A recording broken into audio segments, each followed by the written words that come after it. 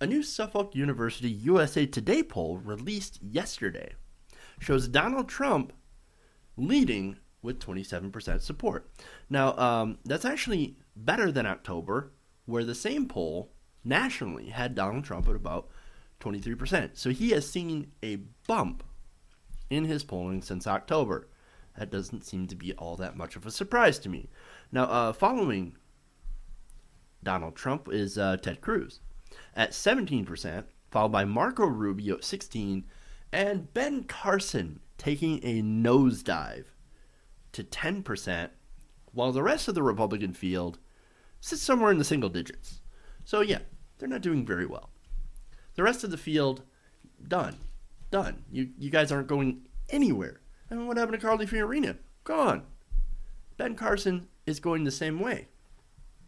But here you have Marco Rubio and Ted Cruz doing better, actually rising up from the heap after some pretty good debate performances. So, now, that's not the only thing about this poll. The main focus here is where I think the GOP establishment needs to be concerned. Because in the same poll,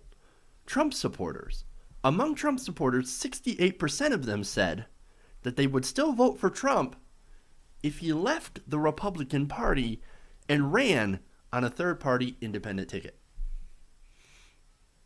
Oh no. Oh no. Oh, that's not good for the party. Now, in fact, Trump celebrated the news because, Trump follows all the polls. And he found this and he celebrated by tweeting this out. So, yeah.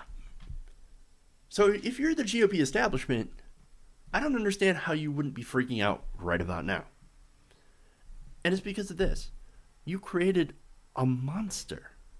And now, this monster will either be your nominee, and you'll probably lose, or he'll leave and you'll still lose. Because remember, he is behind both Hillary Clinton and Bernie Sanders when it comes to the national polls. And so if he stays with the party, you're screwed.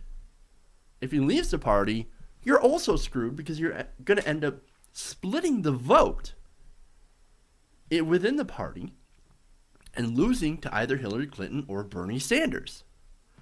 Oh, this isn't good. This is a disaster for the GOP.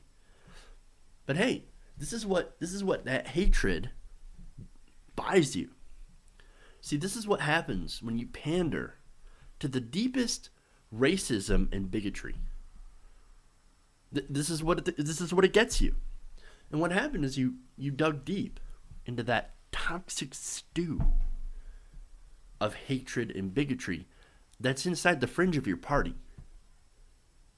And what you pulled out was Donald Trump. It's not good. And look, at this point, I don't think it matters as much what the GOP does now. You see, because as long as Democrats turn out to vote, and that's very, very important, as long as Democrats turn out to vote, the Republican Party, as of right now, until they get their priorities straight, they're sunk. And a lot of it has to do with weak GOP leadership and, of course, the appeal of the racists in the party by Donald Trump. And Republicans, well, they know it. They start to know it. In fact, listen to Paul Ryan after Trump made his recent call to ban all Muslims. Watch. This is not conservatism. What was proposed yesterday is not what this party stands for, and more importantly, it's not what this country stands for. Not only are there many Muslims serving in our armed forces, dying for this country, there are Muslims serving right here in the House, working every day to uphold and to defend the Constitution. Some of our best and biggest allies in this struggle and fight against radical Islamic terror are Muslims, the vast, vast, vast, vast majority of whom are peaceful. Here's Donald Trump getting Republicans to defend Muslims. I never thought there would be a day. Not only that, But you had Dick Cheney, the Dark Lord himself, saying this, quote, I think this whole notion that somehow we can just say no more Muslims, just ban a whole religion, goes against everything we stand for and believe in. I mean, religious freedom has been a very important part of our history and where we came from. The Dark Lord, Darth Cheney. You've got Darth Cheney defending Muslims, which is ironic after what he did to all the Muslims. That's amazing. That's amazing. Only Donald Trump could make that happen.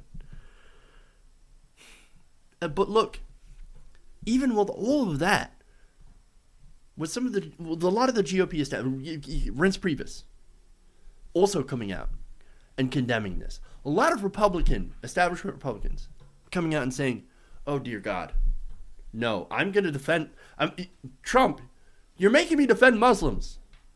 God damn it. I didn't want to do so, but you made me. You pushed that envelope. But even with all of that, I think it's too late. Now, Trump isn't going away. We all have to accept that. He's not going to go away, even if we all ignore him.